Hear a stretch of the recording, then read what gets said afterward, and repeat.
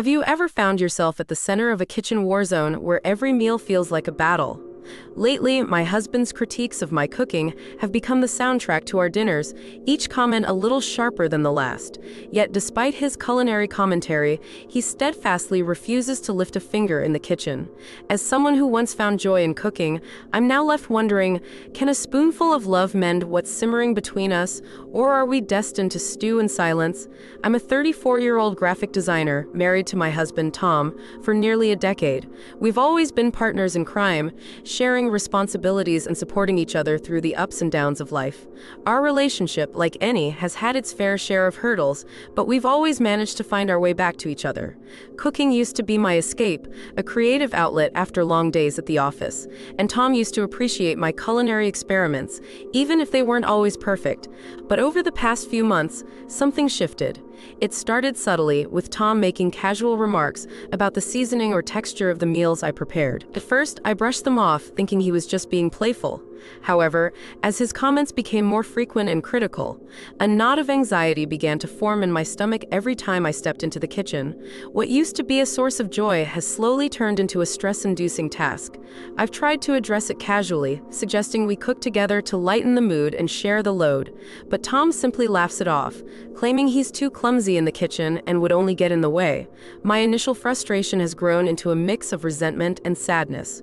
I'm left wondering if his critiques are a symptom of a larger issue in our marriage or if it's something else entirely. The kitchen, once a place of warmth, now feels cold and unwelcoming, and I find myself questioning where we went wrong and how we can navigate back to the harmony we once shared. As the weeks turned into months, Tom's critiques became less about the meals and more personal. It wasn't just the seasoning or the texture anymore.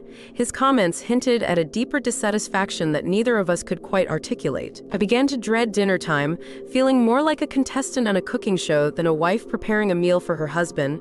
Then came the curveball that threw everything off balance. Tom's company announced a round of layoffs, and though he was spared, the news left him on edge. I tried to be supportive, offering a listening ear and comforting words, but it seemed my efforts only added to his agitation. His critiques of my cooking became a proxy for his stress about job security, and our conversations were now peppered with tension and sharpness. It wasn't just the comments, though. The atmosphere in our home shifted. Tom started spending longer hours at work, coming home exhausted and irritable. The little time we did spend together was fraught with unspoken tension, and I found myself walking on eggshells, afraid to say or do anything that might trigger an argument. The kitchen, once a haven, now felt like a battleground where I was constantly on the defensive. My own workload as a graphic designer was no light burden, and juggling my professional responsibilities with the mounting pressure at home left me emotionally drained. I tried different approaches to ease the strain. I suggested takeout or dining out to give us both a break, but Tom dismissed these ideas, insisting home-cooked meals were better. I even attempted to involve him in meal planning, hoping he'd feel more invested, but he waved it off as unnecessary. This unexpected escalation left me feeling more isolated than ever. Nights were filled with restless sleep, my mind swirling with questions and doubts. Was this a phase that would pass, or was it indicative of a deeper issue? I oscillated between frustration and empathy, understanding his stress but also feeling unappreciated and alone in the struggle. The emotional toll was heavier than I'd anticipated. I missed the man who used to appreciate my cooking and the laughter we shared over the simplest of meals. Our once harmonious home now code with the silence of unspoken worries, and I couldn't shake the feeling that we were drifting apart, each critique widening the gap between us. How had a simple act of cooking become so complicated, and what would it take to bring us back to the warmth we once knew? In an effort to bridge the growing divide, I decided to take the initiative and address the tension head-on. I started by having an honest conversation with Tom, choosing a calm evening when we were both relaxed. I expressed how his comments were affecting me, and how the joy of cooking had turned into a source of stress. I emphasized that I understood his work-related worries and was willing to help him cope, but that I needed support too. Tom listened, nodding at the right moments, but his response was lukewarm. He acknowledged feeling overwhelmed by work but brushed off his critiques as harmless banter, not realizing the impact they had on me. This was a bit of a setback, but I resolved to keep trying. I thought perhaps a change in routine might help. I suggested we enroll in a cooking class together, hoping that learning something new side by side would rekindle our connection and lighten the mood. To my surprise, Tom agreed, albeit with a hint of reluctance. The first few classes went well, and for a brief period, it seemed like we were rediscovering the fun in cooking together. However, just as things began to look up, the second curveball hit. Tom's father fell ill, requiring frequent hospital visits and adding another layer of stress to our lives. This unexpected development demanded much of Tom's time and emotional energy, leaving little room for anything else. Our budding culinary adventure was put on hold, and the critiques crept back in, almost as if they were an outlet for his compounded stress. Despite the setback, I continued to find ways to cope. I reached out to close friends for advice, hoping their perspectives might offer clarity. Their support was invaluable, reminding me that every relationship has its ebbs and flows, and that perseverance often pays off. I also started journaling my thoughts, hoping the process would help me navigate my emotions and keep me centered amid the chaos. Yet, the challenges were mounting, and Tom's involvement in his father's care added a new dynamic to our already strained relationship. The road to resolution seemed longer and more convoluted than ever, with each step forward met by another unforeseen hurdle. Still, I held on to hope, believing that our shared history and love would guide us through the storm, even if the path was fraught with obstacles. As the situation continued to unravel, the emotional toll on me became increasingly apparent. I found myself consumed by a sense of isolation, not just from Tom, but from my social circle as well. The once vibrant gatherings with friends became less frequent, and when they did occur, I found it difficult to engage fully. My mind constantly preoccupied with the tension at home. Our home, which had always been a sanctuary, felt more like a shadow of what it once was. The laughter that used to echo through our rooms was replaced by an uncomfortable silence, broken only by the sound of clinking cutlery at dinner. Arguments that once resolved quickly now lingered, leaving an air of unresolved tension that hung over us like a storm cloud. At work, my focus waned. As a graphic designer, creativity is key, but the ongoing stress dulled my inspiration. Deadlines became more challenging to meet, and my once proud portfolio of work felt like a distant memory. I noticed colleagues tiptoeing around me, their subtle concern evident but unaddressed, as if they feared tipping me over an invisible edge. The internal conflict was the hardest part to navigate. I felt torn between my empathy for Tom's struggles and my growing resentment toward the dynamic that had developed between us.